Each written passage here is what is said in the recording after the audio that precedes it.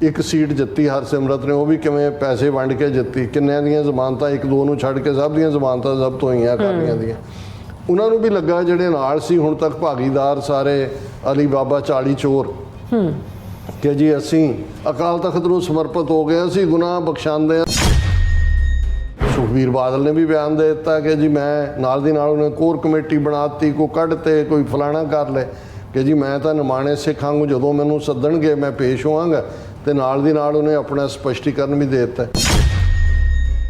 यानी रघुवीर सिंह जथेदार ने बाकी सिंह साहबान दी होनी है मीटिंग, लेकिन एन पिछले कल वीकेंड दे उत्ते हुण जिहड़ा सील्ड लिफाफे दे विच सुखबीर सिंह और दूजा अपनी एक्सप्लेनेशन दे के आया, उस चिट्ठी नूं जनतक करता उन्होंने। सुखबीर बादल कहता है कि जी दास गुरु घर का निमाणा सेवक है, हमेशा गुरु ग्रंथ साहब ते अकाल तख्त साहब नूं समर्पित रहा है, मैं बिना किसी सवाल जवाब दे सच्चे दिलों वाहिगुरू अगे जोदड़ी कर रहे हैं, और ये सारे जो घटनाक्रम वापरिया और ये बड़ा दुखदाई है।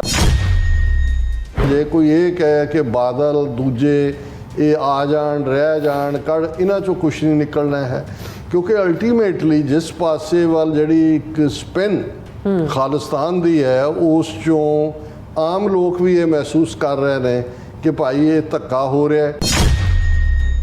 जथेदारां ने मर्यादा मुताबिक निशान साहब बसंती और सुरमई वाली इहदी टाइमिंग ये भी डाइवर्शनरी टैक्टिक है, और हुण चिट्ठी का जनतक करना सुखबीर बादल का, और ये ताकि जिहड़ा प्रैशर जां जो कुछ बनया होया है बहुते कर रहे हैं कि जी कुछ डिलीवर करनगे कर देण, पर मैनूं लगदा नहीं इहदे चों डिसअपॉइंटमेंट ही निकलेगी।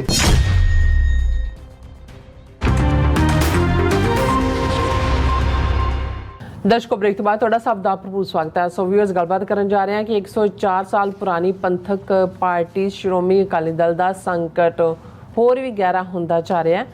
पंथ दर्दियां दियां जिहड़ियां अखां ने अकाल तख्त साहिब उत्ते लगियां होईयां ने कि उत्थों जथेदार अकाल तख्त की फैसला सुणाउंदे हन। सो वैसे पिछला तजर्बा दसदा है कि श्रोमणी कमेटी दे मुलाजम इन्हां जथेदारां कोलों रखी आस बहुत वार निराशता विच ही बदलदी है। सो इस बारे आपां गलबात करन जा रहे हैं। सो असीं चाहांगे कि तुसां इस तरह बने रहना, देखण सुन लिया लिखण लई तुहाडा सब दा बहुत बहुत धन्नवाद जी। राज साहब की कहना चाहोगे? देखो जे असीं सिख सियासत दी जां जो पंजाब च चल रहा है, खास तौर ते अकाल तख्त साहब दे आले दुआले जो गल घूम रही है, एक पासे होप्स ने, एक पासे नौटंकी भी है, और स्टेट भी देख रही है कि भी की है। हालांकि इस सारे दे पिछे स्टेट दा एक अपने किस्म दा रोल चल रहा है, ये सारे क्राइसिस तक पहुँचाने दे विच भी, और साडे भी फिर जिहड़े व्यूअर ने जां साडे वीर भैणां ने उन्हां नूं भी लगदा हुंदा भी असीं इन्हां इस किस्म दे इशूज़ दे उत्ते भी गल करिया करिए। हालांकि रिपीटडली मैं जदों ये कहंदा कि भी जदों असीं पंजाब बारे गल करदे हैं तो खालिस्तान की कायमी तो बिना जां उस दे लई कोई स्ट्रैटजी बनाने तो बिना बाकी तो सारा वक्त का ज़िया है, वेस्ट ऑफ टाइम। लेकिन एक जर्नलिस्टिक एंगल तो जे गल करिए, ये वैसे भी एक है तो पॉपुलर अंग्रेजी कहावत ही है कि hoping against hope is the folly of human nature. वैसे ये भी ठीक है, पंजाबी च असीं कहते हैं कि जब तक सांस तब तक आस, तो जदों तक साह है उदों तक आस है। आस तुहानूं सस्टेन भी करती है, अगे भी तोरती है, तुहाडे अंदर हिम्मत भी दिंदी है, पर कई बारी होपिंग अगेंस्ट होप ये फॉली भी बन जाती है, तुहाडी एक कमज़ोरी भी बन जाती है कि तुसीं ये समझते हो कि भी काश ये जिहड़े घाह फूस है ये सचमुच ही स्टील बन जाए, जां तुहानूं ये लगदा है कि भी ये शायद भावें पहला नहीं किया, शायद उहदे अंदर कोई गैरत जाग जाए, शायद कोई अणक जाग जाए, दूजा होए, लेकिन इवें हुंदा नहीं है बहुत बार। और ये भी हालांकि एक पासे ਜਦੋਂ तक आस उदों तक सास आस की गल भी सी, तो वैसे साडिਆਂ ने यह भी कहावत घड़ी भी ਜਿਹੜੇ ਤਰਨਤਾਰਨ ਕੋੜੇ ਉਹ ਅੰਮ੍ਰਿਤਸਰ भी ਕੋੜੇ कि भी ਜਿਹਦਾ ਕੋੜ ਅੰਮ੍ਰਿਤਸਰ ਦੇ ਤਰਨਤਾਰਨ ਦੇ ਸਰੋਵਰ 'ਚ ਇਸ਼ਨਾਨ ਨਾਲ ਠੀਕ नहीं होया ਉਹ ਅੰਮ੍ਰਿਤਸਰ भी नहीं होना। ਸਾਡੇ ਲਹਿੰਦੇ ਪੰਜਾਬ ਵਾਲੇ कहते हैं जोड़े लाहौर कोड़े पिशौर भी कोड़े कि भी इधरों जाके उधर तक कोई कुछ बदलता नहीं जाता। मतलब ये है कि भी ये दोनों ही पैरलल नाल चल रहे होंगे ने, पर साडी कौम दे विच फिर भी ਜਦੋਂ ਅਸੀਂ ਆਪਣੀਆਂ ਇੰਸਟੀਟਿਊਸ਼ਨਸ ਦੀ ਗੱਲ ਕਰਦੇ ਹਾਂ, ਅਕਾਲ ਤਖਤ ਦੀ ਗੱਲ ਕਰਦੇ ਹਾਂ, ਤਾਂ ਸਾਨੂੰ ਲੱਗਦਾ ਵੀ ਸ਼ਾਇਦ ਅਕਾਲੀ ਫੂਲਾ ਸਿੰਘ ਰਾਤ ਜਥੇਦਾਰ ਨੂੰ ਉਠਾ ਕੇ ਚਾਰ ਚਾਬਕ ਮਾਰੇ ਕਿ ਵੀ ਸਟੀਲ ਦੀ ਸਪਾਈਨ ਬਣਾ ਔਰ ਕਰ ਕੁਛ। ਹੁਣ ਹਾਲਾਤ ਇਹ ਨੇ ਵੀ ਅਫਸੋਸ ਵੀ ਹੁੰਦਾ ਜਦੋਂ ਮੈਂ ਇਹ ਗੱਲ ਕਰ ਰਹੇ ਹਾਂ, ਭਾਵੇਂ ਮੈਂ ਲਾਈਟਰ ਅੰਦਾਜ਼ ਤੋਂ ਸ਼ੁਰੂ ਕੀਤੀ ਹੈ ਗੱਲ, ਪਰ ਮੇਰਾ ਅੰਦਰ ਪੀੜ ਨਾਲ ਭਰਿਆ ਹੁੰਦਾ ਹੈ ਕਿ ਵੀ ਅਕਾਲੀ ਦਲ 104 ਸਾਲ ਇੱਕ ਪਾਸੇ ਉਹ ਅੰਗਰੇਜ਼ਾਂ ਦੀ ਨਿੱਕਰ ਪਾ ਕੇ, ਹੁਣ ਇਹਨਾਂ ਨੂੰ ਕੋਈ ਪੁੱਛੇ ਜਿਹੜੇ RSS ਸਵਦੇਸ਼ੀ ਤੇ ਸਵਯੰ ਸੇਵਕ ਤੇ ਭਾਰਤ ਤੇ ਫਲਾਣਾ, ਇਹ ਧੋਤੀ ਚਿੱਟੀ ਧੋਤੀ ਤੋਂ ਨਿੱਕਰ ਕਿਵੇਂ ਬਣ ਗਈ ਸਵਦੇਸ਼ੀ ਜੀ?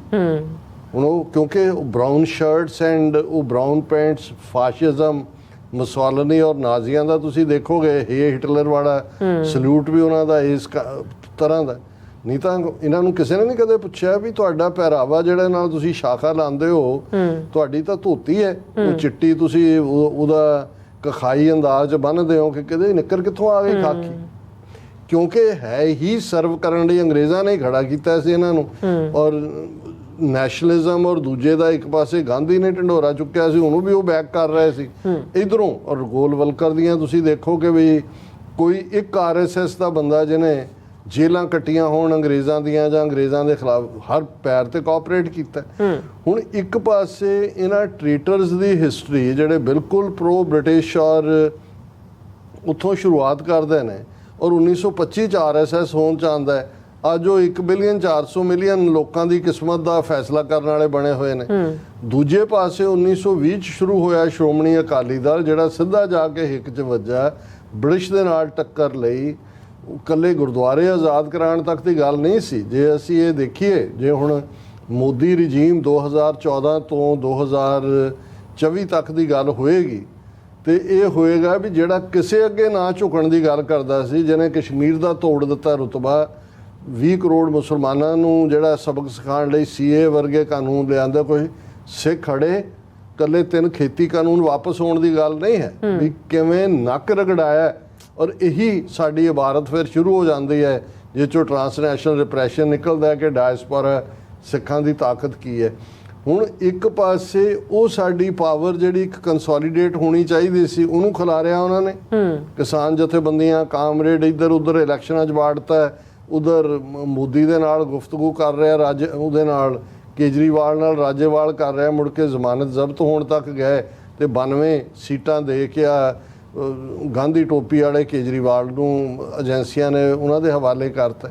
ਪਰ ਫਿਰ ਵੀ ਉਹਨਾਂ ਨੂੰ ਇਹ ਗੱਲ ਰੜਕਦੀ ਰਹੀ ਵੀ ਇਹ ਜਿਹੜੀ ਅਕਾਲੀ ਦਲ ਦਾ ਇੱਕ ਆਪਣਾ ਪਿਛੋਕੜ, ਆਪਣਾ ਇਤਿਹਾਸ, ਆਪਣੀ ਕੰਟੀਨਿਊਟੀ ਹੈ। 5 ਵਾਰ ਤਾਂ ਪ੍ਰਕਾਸ਼ ਸਿੰਘ ਬਾਦਲ ਚੀਫ ਮਿਨਿਸਟਰ ਬਣਦਾ ਅਕਾਲੀ ਦਲ ਦੇ ਥੱਲੇ, 2 ਵਾਰ ਜਸਟਿਸ ਗੁਰਨਾਮ ਸਿੰਘ ਬਣਦਾ। ਸੋ ਮਤਲਬ ਇਹ ਹੈ ਕਿ ਵੀ ਇੱਕ ਸਿੱਖ ਪਾਰਟੀ ਜਿਹਦੇ ਕੋਲ ਹਿਸਟਰੀ ਹੈ, ਜਿਹਦਾ ਏਜੰਡਾ ਪੰਥਕ ਹੈ, ਜਿਹੜਾ ਦੂਜਾ ਹੈ, ਔਰ ਜਿਹੜਾ ਪ੍ਰੈਸ਼ਰ ਪੰਜਾਬ 'ਚ ਬਿਲਟ ਹੋਇਆ ਅਲਟੀਮੇਟਲੀ ਕਿਸਾਨ ਮੂਵਮੈਂਟ ਦੇ ਵੇਲੇ ਹੀ ਸਹੀ, ਜਿੱਥੇ ਪਤੀ ਪਤਨੀ ਦਾ ਰਿਸ਼ਤਾ RSS ਔਰ BJP ਨਾਲ ਦੱਸਦੇ ਸੀ, ਉਹਨਾਂ ਨੂੰ ਸਰਕਾਰ ਛੱਡਣੀ ਪਈ। ਹਰਸਿਮਰਤ ਨੂੰ ਰਿਜ਼ਾਈਨ ਕਰਨਾ ਪਿਆ ਐਜ਼ ਏ ਮਿਨਿਸਟਰ ਕਿ ਜੇ ਅਸੀਂ ਬਾਹਰ ਆ ਗਏ। ਹੁਣ ਇਹਨਾਂ ਨੂੰ ਲੱਗਾ ਕਿ ਵੀ ਇਹ ਜਦੋਂ ਤੱਕ ਤੁਸੀਂ ਸਿੱਖਾਂ ਦੀ ਆਈਡੈਂਟੀਟੀ, ਔਰ ਜਿਵੇਂ ਇਹਨਾਂ ਨੇ ਗੁਰਦੁਆਰਿਆਂ 'ਤੇ ਕੰਟਰੋਲ ਕੀਤਾ ਹੈ, ਤਖਤ ਹਜ਼ੂਰ ਸਾਹਿਬ, ਪਟਨਾ ਸਾਹਿਬ, ਹਰਿਆਣਾ ਗੁਰਦੁਆਰਾ ਕਮੇਟੀ, ਦਿੱਲੀ ਗੁਰਦੁਆਰਾ ਕਮੇਟੀ, ਹੁਣ ਇਹ ਫਾਈਨਲ ਸਟੇਜ ਆ। ਉਹਨਾਂ ਨੂੰ ਕਿਹਾ ਜੀ 4 ਤਖਤ ਤਾਂ ਅਸੀਂ ਜਿਹੜੇ ਨੇ ਉਹ ਆਲਮੋਸਟ 4 ਪ੍ਰੋਮੀਨੈਂਟ ਕਮੇਟੀਆਂ ਦੇ ਉੱਤੇ ਤਾਂ ਕੰਟਰੋਲ ਕਰ ਲਿਆ। ਤੇ ਹੁਣ ਇਹਨਾਂ ਦੇ ਵਿੱਚ ਵੀ ਹੁਣ ਕਿੰਨਿਆਂ ਦਾ ਇੰਟਰਵਿਊ ਆ ਰਹੇ ਨੇ। ਪ੍ਰੋਫੈਸਰ ਮਨਜੀਤ ਸਿੰਘ ਐਕਟਿੰਗ ਜਥੇਦਾਰ ਰਿਹਾ, ਅਕਾਲ ਤਖਤ ਦਾ ਕੇਸਗੜ੍ਹ ਸਾਹਿਬ ਦਾ ਜਥੇਦਾਰ ਸੀ ਜਦੋਂ 1999 'ਚ 300 ਸਾਲਾ ਖਾਲਸਾ ਸਾਜਨਾ ਦੇ ਵਿੱਚ ਪੈਰੇਡ ਹੋਈ। ਉਹ ਆਪਣਾ ਇੰਟਰਵਿਊ ਦੇ ਰਿਹਾ ਸੀ ਕਿਸੇ ਚੈਨਲ ਨੂੰ ਕਿ ਜੀ ਜਦੋਂ ਐਨ ਨਗਰ ਕੀਰਤਨ 1999 ਵਾਲਾ ਨਿਕਲਣ ਵਾਲਾ ਸੀ, ਡਿਪਟੀ ਜਿਹੜਾ ਵਾਈਸ ਪ੍ਰੈਜ਼ੀਡੈਂਟ ਆਫ ਇੰਡੀਆ ਵੀ ਆਇਆ ਹੋਇਆ ਸੀ, ਔਰ ਦੂਜਾ ਤੇ 1500 ਦੇ ਕਰੀਬ RSS ਦੇ ਵਲੰਟੀਅਰ ਖਾਕੀ ਨਿਕਰਾਂ ਪਾ ਕੇ ਕਹਿੰਦੇ ਜੀ ਸਾਨੂੰ ਉਹਨਾਂ ਦਾ ਲੀਡਰ ਆਇਆ ਕਿ ਜੀ ਅਸੀਂ ਸਭ ਤੋਂ ਅੱਗੇ ਤੁਰਨਾ। ਉਹਨਾਂ ਨੇ ਕਿਹਾ ਜੀ ਇਹ ਤਾਂ ਜਿਹੜੀ ਪਰੰਪਰਾ ਹੁੰਦੀ ਹੈ ਨਿਸ਼ਾਨਚੀ, 5 ਪਿਆਰੇ, ਮਹਾਰਾਜ ਦੀ ਸਵਾਰੀ, ਬਾਕੀਆਂ ਦਾ ਨਹੀਂ ਜੀ ਨਹੀਂ ਸਾਨੂੰ। ਔਰ ਕਹਿੰਦੇ ਵੀ ਈਵਨ ਕੈਪਟਨ ਕਮਲਜੀਤ ਜਿਹੜਾ ਮਿਨਿਸਟਰ ਸੀ ਉਹ ਵੀ ਆਇਆ ਕਿ ਜੀ ਜਥੇਦਾਰ ਜੀ ਸਾਡੀਆਂ ਵੀ ਮਜਬੂਰੀਆਂ ਹੁੰਦੀਆਂ ਨੇ ਜਾਂ ਦੂਜੀਆਂ ਨੇ। ਉਹਨੇ ਕਿਹਾ ਜੀ ਇਹ ਨਹੀਂ ਹੈ, ਮੈਨੂੰ ਤੁਸੀਂ ਕੱਢ ਦਿਓ ਜਥੇਦਾਰੀ ਤੋਂ, ਇਹ ਨਹੀਂ ਹੋਏਗਾ। ਚਲੋ ਕਿਹਾ ਜਾਂ ਕਿਵੇਂ ਕਿਹਾ ਕੀ ਨਹੀਂ, ਪਰ ਮੁੱਕਦੀ ਗੱਲ ਉਹਨਾਂ ਨੇ ਕਿਹਾ ਕਿ ਵੀ ਇਹ ਸਾਰੇ ਤੋਂ ਬਾਅਦ ਫੇਰ ਸੁਦਰਸ਼ਨ ਆਇਆ ਜਦੋਂ ਬਾਕੀ ਧਰਮਾਂ ਨਾਲ ਸਰਵ ਧਰਮ ਸੰਮੇਲਨ ਉੱਥੇ ਹੋ ਰਿਹਾ ਸੀ। ਸ਼ੰਕਰਾਚਾਰਿਆ ਵੀ ਸੀ, ਦਲਾਈ ਲਾਮਾ ਵੀ ਆਇਆ ਹੋਇਆ ਸੀ, ਪੋਪ ਦਾ ਨੰਬਰ 2 ਸੀ, ਉੱਥੇ ਆਏ ਕਿ ਜੀ ਸੁਦਰਸ਼ਨ ਜੀ ਆਏ ਨੇ, ਉਹਨਾਂ ਨੂੰ ਦਿਓ। ਉਹਨਾਂ ਨੇ ਕਿਹਾ ਜੀ ਸ਼ੰਕਰਾਚਾਰੀ ਆਇਆ ਹੋਇਆ ਹਿੰਦੂਆਂ ਦਾ, ਤੁਹਾਡੇ ਤਾਂ ਹੈ ਹੀ ਨਹੀਂ। ਔਰ ਕਹਿੰਦੇ ਫਿਰ ਉਹਨਾਂ ਨੇ ਆ ਕੇ ਇੱਕ ਜਿਹੜਾ ਉਹਨਾਂ ਦਾ ਮੈਸੇਜ ਆ ਕੇ ਕਨਵੇ ਕੀਤਾ ਕਿ ਤੁਸੀਂ ਸਾਨੂੰ ਬੇਇੱਜ਼ਤ ਕੀਤਾ, ਇੱਕ ਦਿਨ ਐਸਾ ਹੋਏਗਾ ਵੀ ਤੁਹਾਡੇ ਤਖਤਾਂ ਦੇ ਜਥੇਦਾਰ ਵੀ ਤੇ ਸ਼੍ਰੋਮਣੀ ਕਮੇਟੀ ਪ੍ਰਧਾਨ ਵੀ ਅਸੀਂ ਚੁਣਾਂਗੇ ਔਰ ਤੁਸੀਂ ਫਿਰ ਤਮਾਸ਼ਾ ਦੇਖਣਾ। ਇਹਦੇ 'ਚ ਕੋਈ ਸ਼ੱਕ ਨਹੀਂ ਹੈ ਕਿ ਉਹਨਾਂ ਨੇ ਬੜੇ ਪਲੈਨਡ ਤਰੀਕੇ ਦੇ ਨਾਲ ਵਿਛਵੜੇ। ਹੁਣ ਵੀ ਇਹ ਜਿਹੜਾ ਕ੍ਰਾਈਸਿਸ ਜਾਂ ਦੂਜੇ ਦੇ ਜ਼ਿੰਮੇਵਾਰ ਤਾਂ ਬਾਦਲ ਟੱਬਰ ਨੇ ਜਦੋਂ ਪ੍ਰਾਈਵੇਟ ਕੰਪਨੀ ਬਣਾ ਕੇ ਜਗੀਰ ਵਾਂਗ ਵਰਤਣਾ ਸ਼ੁਰੂ ਕੀਤਾ, ਉਹਦੇ 'ਚੋਂ ਇਹੀ ਕੁਝ ਹੋਣਾ ਸੀ ਜੋ ਹੋ ਰਿਹਾ। ਲੇਕਿਨ ਅਗੇਨ ਜਿਵੇਂ ਇਹ ਹੈ ਕਿ ਵੀ ਫਿਰ ਵੀ ਸਿੱਖ ਕੌਮ ਦਾ ਜਿਹੜੀ ਸਾਡਾ ਫੇਥ ਹੈ ਅਕਾਲ ਤਖਤ ਤੇ ਅਗਵਾਈ ਦੇ ਵਿੱਚ ਜਿਹੜੇ ਬਾਗੀ ਨਿਕਲੇ, ਕਿਉਂਕਿ ਆ ਹੁਣ ਇੱਕ ਸੀਟ ਜਿੱਤੀ ਹਰਸਿਮਰਤ ਨੇ, ਉਹ ਵੀ ਕਿਵੇਂ ਪੈਸੇ ਵੰਡ ਕੇ ਜਿੱਤੀ, ਕਿੰਨਿਆਂ ਦੀਆਂ ਜ਼ਮਾਨਤਾਂ, 1-2 ਨੂੰ ਛੱਡ ਕੇ ਸਭ ਦੀਆਂ ਜ਼ਮਾਨਤਾਂ ਜ਼ਬਤ ਹੋਈਆਂ ਅਕਾਲੀਆਂ ਦੀਆਂ। ਉਹਨਾਂ ਨੂੰ ਵੀ ਲੱਗਾ ਜਿਹੜੇ ਨਾਲ ਸੀ ਹੁਣ ਤੱਕ ਭਾਗੀਦਾਰ ਸਾਰੇ ਅਲੀ ਬਾਬਾ 40 ਚੋਰ ਕਿ ਜੀ ਅਸੀਂ ਅਕਾਲ ਤਖਤ ਨੂੰ ਸਮਰਪਿਤ ਹੋ ਗਏ, ਅਸੀਂ ਗੁਨਾਹ ਬਖਸ਼ਾਉਂਦੇ ਹਾਂ, ਅਸੀਂ ਫਲਾਣਾ, ਅਸੀਂ ਢਿਮਕਾ। ਹੁਣ ਉਹ ਸੁਖਬੀਰ ਬਾਦਲ ਨੇ ਵੀ ਬਿਆਨ ਦੇ ਦਿੱਤਾ ਕਿ ਜੀ ਮੈਂ ਨਾਲ ਦੀ ਨਾਲ ਉਹਨੇ ਕੋਰ ਕਮੇਟੀ ਬਣਾ ਦਿੱਤੀ, ਕੋਈ ਕੱਢ ਤੇ ਕੋਈ ਫਲਾਣਾ ਕਰ ਲੈ ਕਿ ਜੀ ਮੈਂ ਤਾਂ ਨਿਮਾਣੇ ਸਿੱਖਾਂ ਨੂੰ ਜਦੋਂ ਮੈਨੂੰ ਸੱਦਣਗੇ ਮੈਂ ਪੇਸ਼ ਹੋਵਾਂਗਾ। ਤੇ ਨਾਲ ਦੀ ਨਾਲ ਉਹਨੇ ਆਪਣਾ ਸਪਸ਼ਟੀਕਰਨ ਵੀ ਦੇ ਦਿੱਤਾ। ਹੁਣ ਅਜੇ ਇਹਨਾਂ ਦੀ ਸੋ ਕਾਲਡ ਜਿਹੜੀ ਫੈਸਲਾਕੁਨ ਮੀਟਿੰਗ ਹੋਣੀ ਹੈ, ਗਿਆਨੀ ਰਘਬੀਰ ਸਿੰਘ ਜਥੇਦਾਰ ਨੇ ਬਾਕੀ ਸਿੰਘ ਸਾਹਿਬਾਨ ਦੀ ਹੋਣੀ ਹੈ ਮੀਟਿੰਗ। ਲੇਕਿਨ ਐਨ ਪਿਛਲੇ ਕੱਲ੍ਹ ਵੀਕਐਂਡ ਦੇ ਉੱਤੇ ਹੁਣ ਜਿਹੜਾ ਸੀਲਡ ਲਿਫਾਫੇ ਦੇ ਵਿੱਚ ਸੁਖਬੀਰ ਸਿੰਘ ਔਰ ਦੂਜਾ ਆਪਣੀ ਐਕਸਪਲੇਨੇਸ਼ਨ ਦੇ ਕੇ ਆਇਆ, ਉਸ ਚਿੱਠੀ ਨੂੰ ਜਨਤਕ ਕਰਤਾ ਉਹਨਾਂ ਨੇ। ਇਹ ਮੈਨੂੰ ਸਮਝ ਨਹੀਂ ਆਈ, ਕਿਉਂਕਿ ਜੇ ਤੁਸੀਂ ਅਦਾਲਤ ਦੇ ਨਾਲ ਹੀ ਜੋੜ ਕੇ ਕਹਿੰਦੇ ਹੋ ਜੀ ਇੱਕ ਮੁਕੱਦਮਾ ਹੈ ਜਿਹੜਾ ਗਿਆ ਸਿੰਘ ਸਾਹਿਬਾਨ ਦੇ ਸਾਹਮਣੇ, ਹਾਲਾਂ ਇਹ ਕੋਈ ਮੁਕੱਦਮਾ ਜਾਂ ਅਕਾਲ ਤਖਤ ਕੋਈ ਥਾਣਾ ਜਾਂ ਅਦਾਲਤ ਤਾਂ ਨਹੀਂ ਹੈ ਜਿਵੇਂ ਬਣਾਤੀ ਹੋਈ ਹੈ, ਤੇ ਇਹ ਤਾਂ ਨਹੀਂ ਹੁੰਦਾ ਕਿ ਬਈ ਉਹ ਫੈਸਲਾ ਜਿਹੜਾ ਉਹ ਲਿਫਾਫੇ ਦਾ ਮਤਲਬ ਉਹਨਾਂ 5 ਤੱਕ ਹੀ ਹੁੰਦਾ ਜਿਨ੍ਹਾਂ ਨੇ ਖੋਲ੍ਹਣਾ ਹੈ ਜਾਂ ਜਿਨ੍ਹਾਂ ਨੇ ਬਾਅਦ 'ਚ ਉਹਦੀ ਐਕਸਪਲੇਨੇਸ਼ਨ ਮੰਗਣੀ ਹੈ। ਸੋ ਕਿਉਂਕਿ ਇੰਨਾ ਕੁ ਬੇਇਤਬਾਰੀ ਹੈ ਕਿ ਬਈ ਅੰਦਰ ਕੀ ਹੋਏਗਾ, ਕੀ ਹੋ ਰਿਹਾ, ਜਾਂ ਉਹਨੂੰ ਐਡਵਾਂਟੇਜ ਦੇਣ ਲਈ ਉਹਨਾਂ ਨੇ ਜਿਹੜਾ ਉਦੋਂ ਜਨਤਕ ਕੀਤਾ, ਜਿਹਦੇ 'ਚੋਂ ਸੁਖਬੀਰ ਬਾਦਲ ਕਹਿੰਦਾ ਕਿ ਜੀ ਦਾਸ ਗੁਰੂ ਘਰ ਦਾ ਨਿਮਾਣਾ ਸੇਵਕ ਹੈ, ਹਮੇਸ਼ਾ ਗੁਰੂ ਗ੍ਰੰਥ ਸਾਹਿਬ ਤੇ ਅਕਾਲ ਤਖਤ ਸਾਹਿਬ ਨੂੰ ਸਮਰਪਿਤ ਰਿਹਾ ਹੈ, ਮੈਂ ਬਿਨਾਂ ਕਿਸੇ ਸਵਾਲ ਜਵਾਬ ਦੇ ਸੱਚੇ ਦਿਲੋਂ ਵਾਹਿਗੁਰੂ ਅੱਗੇ ਜੋਦੜੀ ਕਰ ਰਿਹਾ ਔਰ ਇਹ ਸਾਰੇ 'ਚ ਜੋ ਘਟਨਾਕ੍ਰਮ ਵਾਪਰਿਆ ਔਰ ਇਹ ਬੜਾ ਦੁਖਦਾਈ ਹੈ ਔਰ ਮੈਂ ਸਮਰਪਿਤ ਹਾਂ ਇਹ ਉਹ। ਸੋ ਮੈਨੂੰ ਇਹ ਲੱਗਦਾ ਹੈ ਕਿ ਵੀ ਇਸ ਸਾਰੇ ਨੂੰ ਈਵਨ ਜਨਤਕ ਕਰਨਾ ਇਹ ਸਿਆਣਪ ਨਹੀਂ ਹੈ। ਇਸ ਤੋਂ ਇਹ ਸ਼ੋਅ ਹੁੰਦਾ ਹੈ ਕਿ ਜੀ ਆਲਰੇਡੀ ਕਿ ਜੀ ਕਿੰਨਾ ਸਮਰਪਣ ਭਾਵਨਾ ਨਾਲ ਆਇਆ ਇਹ ਹੋਏ। ਹਾਲਾਂ ਬਹੁਤ ਸਾਰਿਆਂ ਨੂੰ ਇੱਕ ਬੁੱਧੀਜੀਵੀਆਂ ਦਾ ਗਰੁੱਪ ਵੀ ਮਿਲਿਆ, ਉਹਨਾਂ ਨੇ ਲਿਸਟ 11 ਬੰਦਿਆਂ ਦੀ ਦਿੱਤੀ ਕਿ ਜੀ ਇਹ ਸਾਰੇ ਭੰਗ ਕਰਕੇ ਇਹ ਪੈਨਲ ਬਣਾ ਦਿਓ, ਆਪਣੇ ਨਾਂ ਵੀ ਦਿੱਤੇ ਨੇ ਉਹਨਾਂ ਨੇ ਵੀ ਤੁਸੀਂ ਦੇਣੇ ਆ, ਇੰਨਾ ਕੁ ਤਾਂ ਨਾ ਕਹੋ ਕਿ ਜੀ ਸਾਨੂੰ ਹੀ ਵਿੱਚ ਬਣਾ ਦਿਓ। ਸੋ ਮੈਨੂੰ ਨਹੀਂ ਲੱਗਦਾ ਵੀ ਇਸ 'ਚੋਂ ਕੁਛ, ਦੇਖੋ ਇਸ ਵੇਲੇ ਜੋ ਕੌਮ ਦਾ ਅੰਦਰੂਨੀ ਖਾਸਾ ਹੈ ਉਹ ਤਾਂ ਬੋਲਿਆ ਫਰੀਦਕੋਟ 'ਚੋਂ, ਖਡੂਰ ਸਾਹਿਬ 'ਚੋਂ।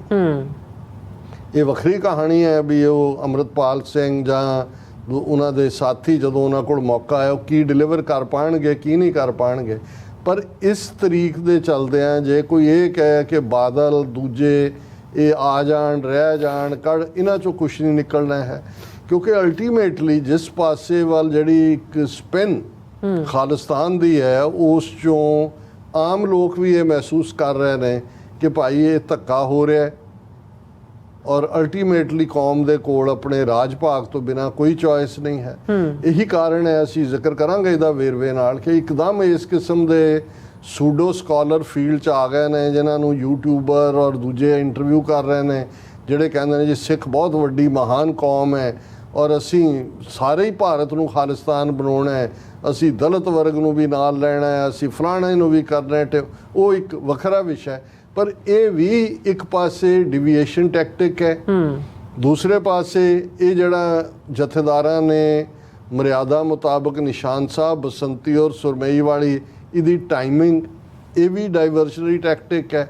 ਔਰ ਹੁਣ ਚਿੱਠੀ ਦਾ ਜਨਤਕ ਕਰਨਾ ਸੁਖਬੀਰ ਬਾਦਲ ਦਾ, ਔਰ ਇਹ ਤਾਂ ਕਿ ਜਿਹੜਾ ਪ੍ਰੈਸ਼ਰ ਜਾਂ ਜੋ ਕੁਝ ਬਣਿਆ ਹੋਇਆ ਹੈ ਸਿੱਖ ਸੰਗਤਾਂ ਦੀ ਹੋਪ ਬਹੁਤੇ ਕਰ ਰਹੇ ਨੇ ਕਿ ਜੀ ਕੁਝ ਡਿਲੀਵਰ ਕਰਨਗੇ, ਕਰ ਦੇਣ, ਮੈਨੂੰ ਚੰਗਾ ਲੱਗੇਗਾ। ਮੈਂ ਗਲਤ ਸਾਬਤ ਹੋਵਾਂ ਕਿ ਜੀ ਗਿਆਨੀ ਰਘਬੀਰ ਸਿੰਘ 'ਚ ਰਾਤੋਂ ਰਾਤ ਅਕਾਲੀ ਫੂਲਾ ਸਿੰਘ ਆ ਗਏ ਨੇ, ਪਰ ਮੈਨੂੰ ਲੱਗਦਾ ਨਹੀਂ, ਇਹਦੇ 'ਚੋਂ ਡਿਸਅਪੁਆਇੰਟਮੈਂਟ ਹੀ ਨਿਕਲੇਗੀ, ਕਿਉਂਕਿ ਇਹ ਸਾਰੇ ਹੀ ਤਾਕਤ ਦੇ ਭੁੱਖੇ ਨੇ ਔਰ ਵਨ ਵੇ ਔਰ ਦਾ ਅਦਰ ਜਿਹੜੇ ਨੇ ਉਹੀ ਵਾਪਸ ਲੈਣਾ ਚਾਹੁੰਦੇ ਨੇ। ਜੋ ਇਹਨਾਂ ਨੂੰ ਲੱਗਦਾ ਵੀ ਇਹਨਾਂ ਤੋਂ ਖੋਹ ਲਿਆ ਗਿਆ ਹੈ। ਬਿਲਕੁਲ ਡਾਕਟਰ ਸਾਹਿਬ ਤੁਹਾਡਾ ਬਹੁਤ ਬਹੁਤ ਧੰਨਵਾਦ। ਸੋ ਇੱਥੇ ਲੈਣੇ ਬ੍ਰੇਕ। ਵਿਊਅਰਸ ਤੁਸੀਂ ਸਾਨੂੰ ਇਸੇ ਤਰ੍ਹਾਂ ਹੀ ਜੁੜੇ ਰਹਿਣਾ। ਮਿਲਦੇ ਹਾਂ ਛੋਟੇ ਜਿਹੇ ਬ੍ਰੇਕ ਤੋਂ ਬਾਅਦ।